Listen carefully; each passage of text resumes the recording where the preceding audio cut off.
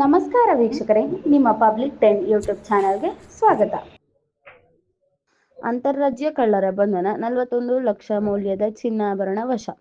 ಚಾಮರಾಜನಗರ ಜಿಲ್ಲಾ ಪೊಲೀಸ್ ವರಿಷ್ಠಾಧಿ ಕಚೇರಿಯ ಸಭಾಂಗಣದಲ್ಲಿ ಎಸ್ಪಿ ಡಾಕ್ಟರ್ ವಿ.ಟಿ. ಕವಿತಾ ಮಾತನಾಡಿ, ಅಕ್ಟೋಬರ್ 23ರಂದು ಹನೂರು ಪಟ್ಟಣದ ಆಶ್ರಯ ಬಡಾವಣೆಯ ನಿವಾಸಿಯಾದ ಸಾಬೀರ್ ಅಹಮದ್ ಎಂಬುವವರ ಮನೆಯಲ್ಲಿ 11 ಲಕ್ಷ ಬೆಲೆ ಬಾಳುವ ಚಿನ್ನ, ಬೆಳ್ಳಿ ಆಭರಣಗಳು ಮತ್ತು 20,000 ನಗದು ಹಣ ಕಳ್ಳತನವಾಗಿದೆ ಎಂದು ದೂರು ನೀಡಿದರು.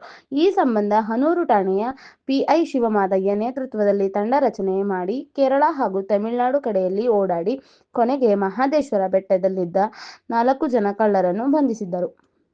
ಬಂಧಿತರಿಂದ 41 ಲಕ್ಷ ಮೌಲ್ಯದ 504 ಗ್ರಾಂ ಚಿನ್ನಾಭರಣ, 3 ಕೆಜಿ ಬೆಳ್ಳಿ, 4,400 ನಗದು ಹಣ, 1 ಕಾರು ಮತ್ತು ಬೈಕ್ ವಶಕ್ಕೆ ಪಡೆದುಕೊಳ್ಳಲಾಗಿದೆ ಎಂದು ತಿಳಿಸಿದರು. ಗ್ರಾಂ ಚಿನ್ನಾಭರಣಗಳನ್ನ ಹಾಗೂ 3 ಕೆಜಿ ಬೆಳ್ಳಿ ಆಭರಣಗಳು, 4,400 ರೂಪಾಯಿ ನಗದು ಹಣ, ಕೃತ್ಯಕ್ಕೆ ಬಳಕೆ ಮಾಡಿದ್ದ TN38 CF 4891 ಮಹೀಂದ್ರ ಕಾರು ಹಾಗೂ KA2 KL 3133 Splendor motor bike ಅನ್ನ ವಶಪಡಿಸಿಕೊಂಡಿದ್ದಾರೆ.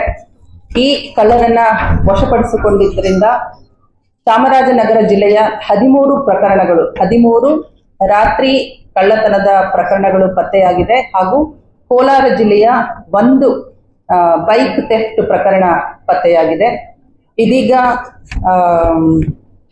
ಆರೋಪಿತರನ್ನ ನ್ಯಾಯಾಂಗ ಬಂಧನಕ್ಕೆ ಒಪ್ಪಿಸಿ ನಂತರ ಪೊಲೀಸ್ ಕಸ್ಟಡಿಗೆ ಪಡೆದು ಮುಂದಿನ ತನಿಖೆಯನ್ನ ನಾವು ಕೈಗೊಳ್ತಾ ಇದ್ದೇವೆ.